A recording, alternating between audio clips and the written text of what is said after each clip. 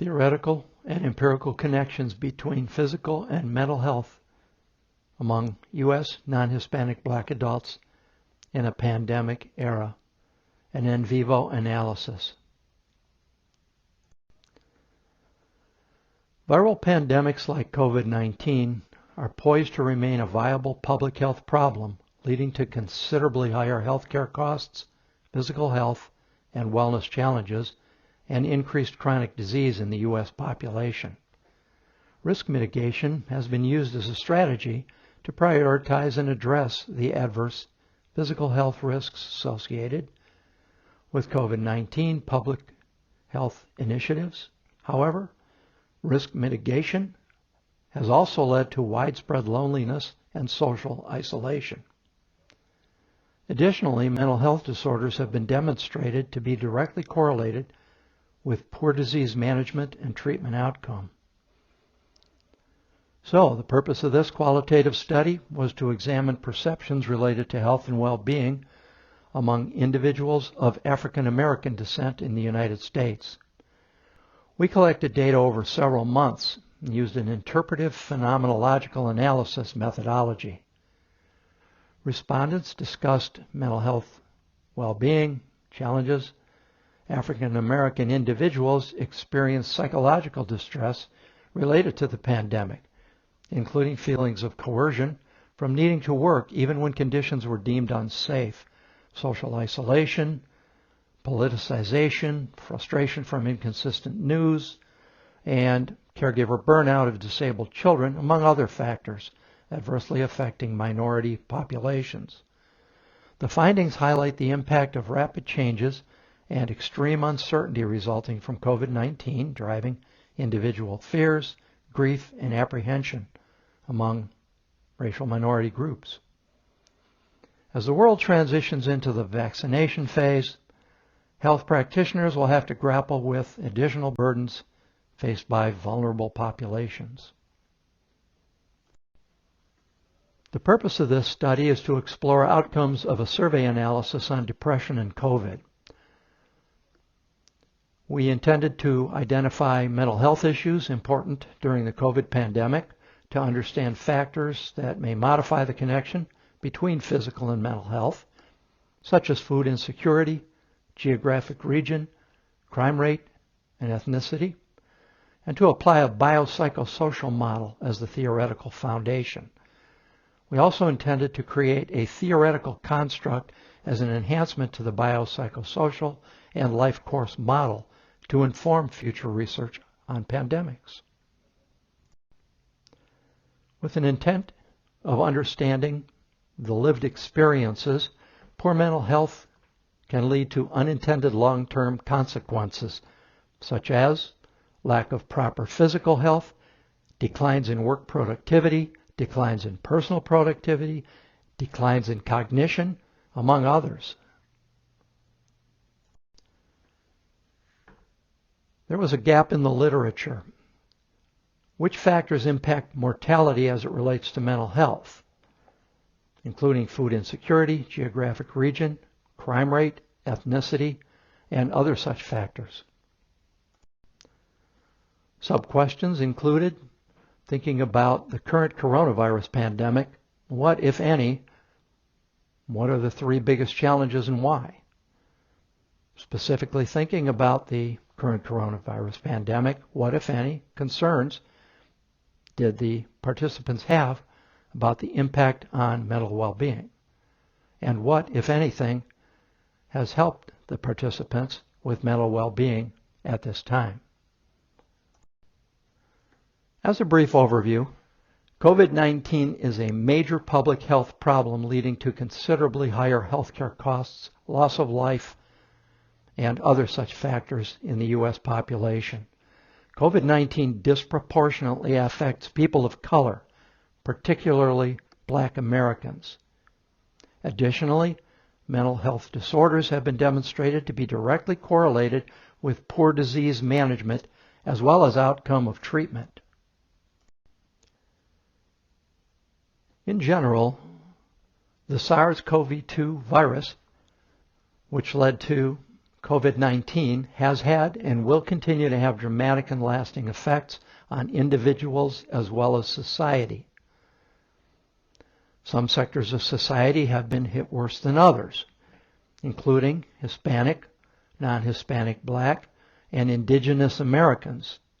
This particular aspect of the study focused on non-Hispanic Black Americans.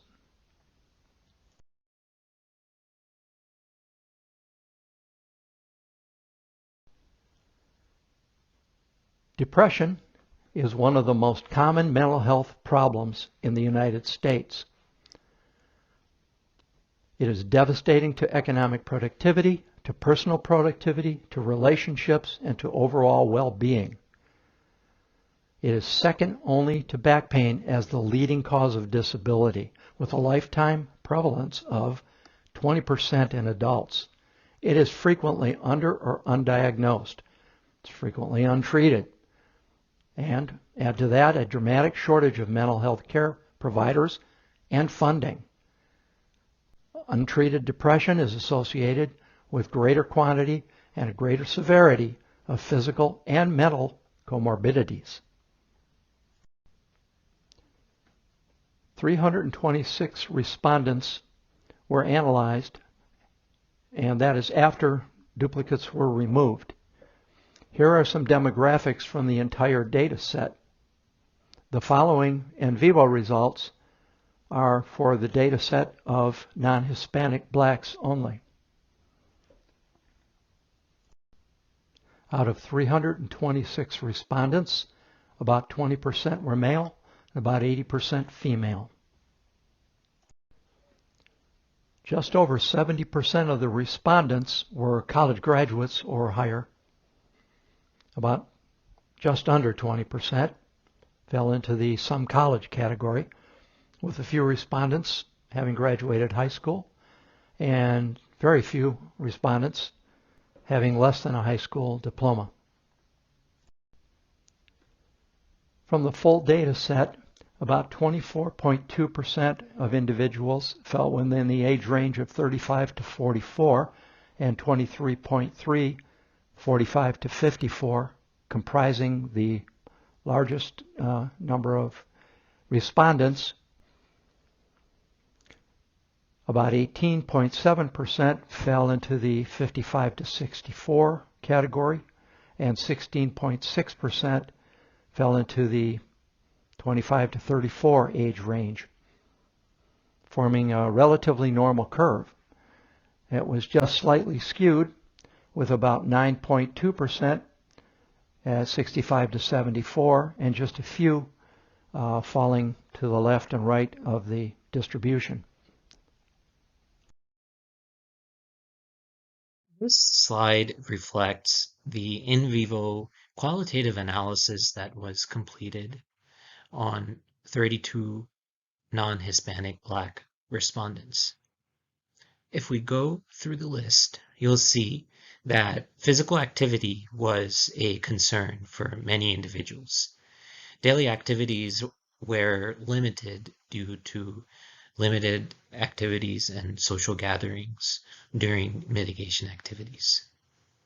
Additionally, there were concerns about the number of cases. During specific times, there were increases in cases, and these rising cases were causing concern among the population.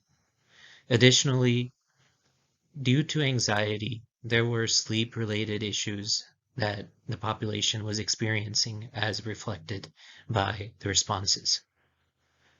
Also, some issues with families being vaccinated, family members seeing each other, about what types of family gatherings were allowed, were also among concerns.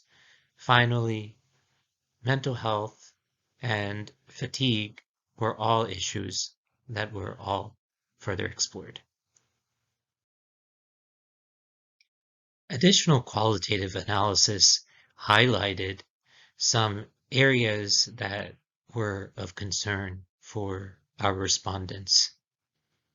First of all, among the non-Hispanic Black respondents, there was some concern about the liberal media.